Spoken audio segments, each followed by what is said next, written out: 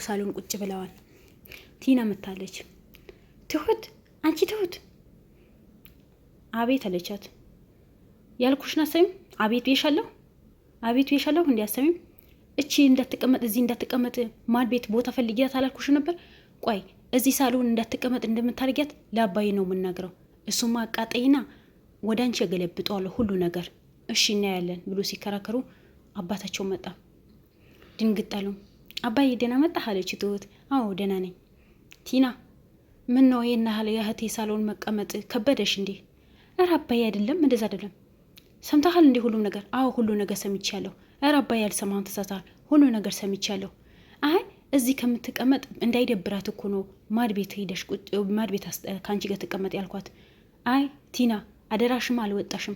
የእህቴ መቀመጥ እኮ ምንም ያስከፋ ነገር አይደለም። ደግሞ የእኔ ቤት ነው። ምንድነው በዚህ ልክ ያ ሁሉ አደራ ብዬሽ? ኧረ አባዬ እንደዛ አይደለም፣ ሁሉ ነገር ሰምቻለሁ። ልሸውጅኝ አትሞክኝ አላት። እሺ አባዬ ካጠፋሁኝ ግን ይቅርታ። ግን እኔ እንደዛ ሆኖ ሳይሆን ይኸው እዚህ ብቻው እንዳትቀመጥ ከትሁት ጋር እንድትሆን ብዬ እኮ ነው። እኔ ምልሽ አደራሽን ለምንድን ነው ግን ያልተወጣሽው? ወንድምሽ እኛ በዚህ ልክ ነው የተንከባከብ ነው?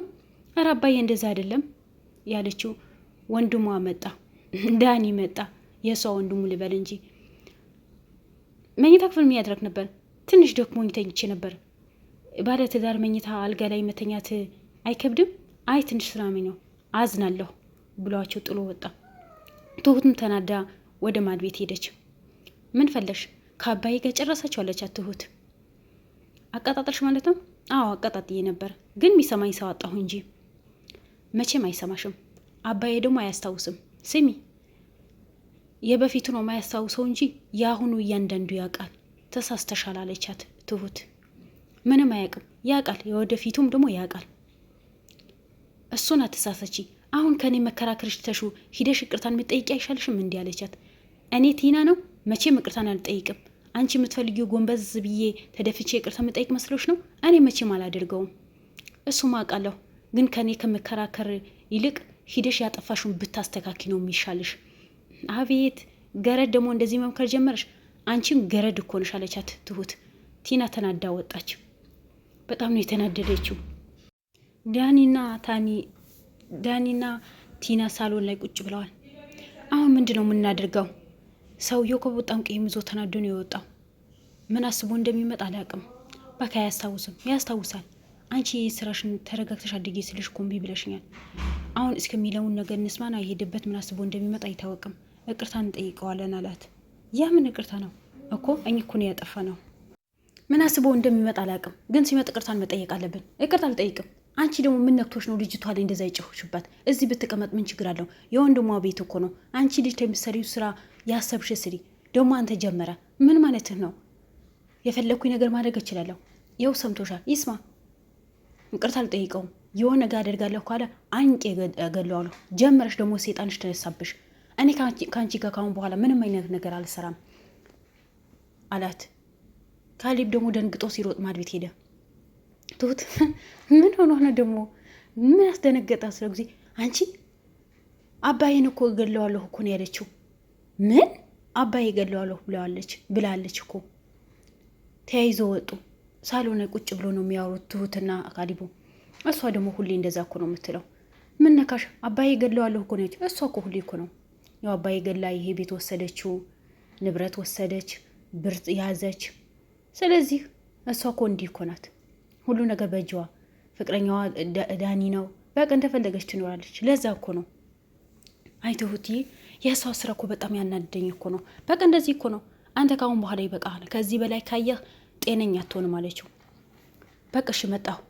እኔ ከአባዬ ጋር የሆነ ቦታ ደርሼ እመጣለሁ ብላት ወጣ። ከአባቱ ጋር የሆነ ቡና ቤት ተገናኙ። ቡና እየጠጡ ነው። አባዬ ግን እንዴት ነው ያስችሎህ ነው ያልሳካው?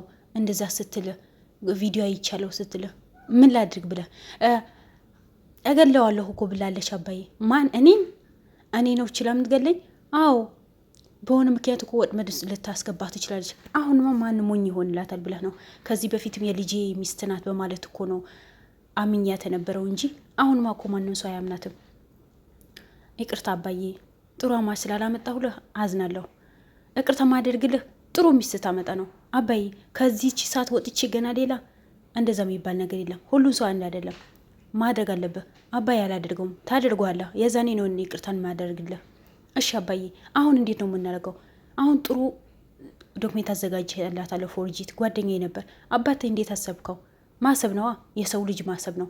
ሰው አንድ ጥፋት ካጠፋ እንደሚጥለው ካወቀ በኋላ ወደፊት ማሰብ ነው እንጂ ወደ ኋላ የሚባል ነገር የለም። እሱም አባዬ ልክ ነህ።